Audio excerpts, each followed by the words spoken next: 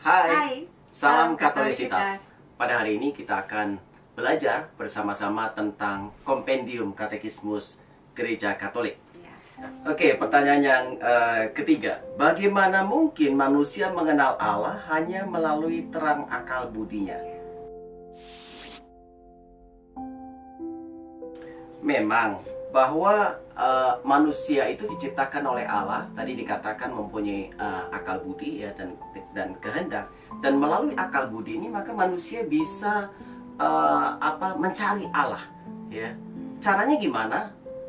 Secara mudahnya kita bisa melihat dari luar manusia dan juga di dalam manusia ya. Ya. Dan ini dikatakan sesungguhnya oleh Rasul Paulus ya dalam Betul. suratnya kepada jemaat di Roma bab 1 ayat 19 sampai 20, dia menyatakan bahwa apa yang dapat diketahui tentang Allah sesungguhnya sudah nyata karena Allah telah menyatakannya kepada manusia ya, bahwa apa yang tidak nampak dari diri Allah yaitu kekuatannya yang kekal, keilahiannya itu dapat nampak dalam pikiran manusia melalui karyanya.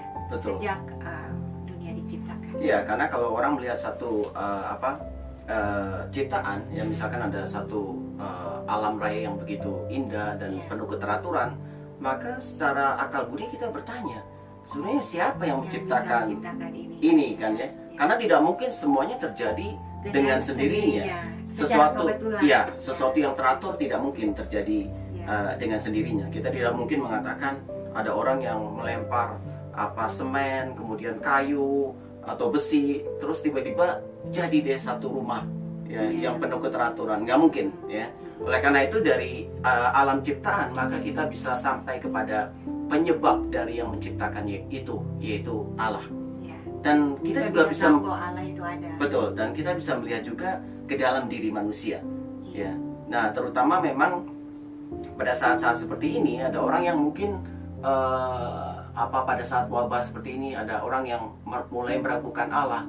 Tetapi pada saat yang bersamaan sesungguhnya orang bisa merenung dengan lebih mendalam, melihat diri sendiri. Pada saat seperti ini orang mulai bertanya-tanya, sebenarnya mengapa sih ya saya ada di dunia ini? Kemana saya akan pergi setelah Betul. saya misalnya meninggal? Karena sekarang hidup antara hidup dan mati sepertinya batasnya menjadi sangat tipis ya di masa wabah seperti ini. Dan banyak juga pesan di WA yang tersebar tentang kesaksian seorang dokter ya yang melayani orang-orang yang dalam kasus ini ya dalam keadaan kritis, yang bisa melihat bahwa harapan mereka ini juga sungguh-sungguh tidak lagi bisa digantungkan pada ilmu pengetahuan, obat-obatan ya, karena ada sesuatu lain di luar ini semua ya, dan dia bisa sampai pada kenyataan bahwa ya Tuhan itu ada ya. Jadi pengalaman ini, penderitaan ini, wabah COVID yang terjadi melanda seluruh dunia, mungkin diizinkan Tuhan juga untuk terjadi, dapat juga mendatangkan kebaikan bagi mereka semua, terutama mereka yang mencari Tuhan, yang dengan tulus juga berdoa dan memohon ya, dan ini bisa menjadi suatu kesempatan bagi kita untuk semakin mendekat kepada Tuhan, semakin menemukan Tuhan. Betul.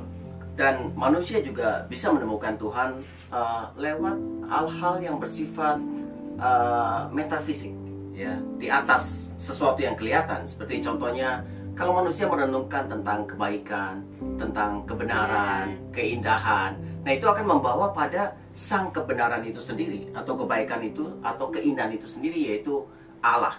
Nah, salah satu dosen kami yaitu seorang Yahudi, itu dia menjadi kemudian dia menjadi ateis ya, walaupun keturunan Yahudi tapi dia ateis ya, dan kemudian dia percaya kepada Allah ketika dia merenungkan tentang keindahan, yaitu merenungkan Christian art ya. Dari keindahan itu bisa menarik dia kepada Allah ya, karena keindahan itu tidak bisa diukur secara matematis ya. Tidak bisa dijelaskan juga ya, dijabarkan sulit juga ya kadang-kadang ya kita. Nah ini kemampuan manusia untuk bisa menilai, menghargai keindahan ini, sesuatu yang benar, sesuatu yang baik ya, sesuai indah. Iya, indah ya. Itu membawa kita untuk bisa sampai kepada yang terbaik, yang paling ya. Betul. Dan ini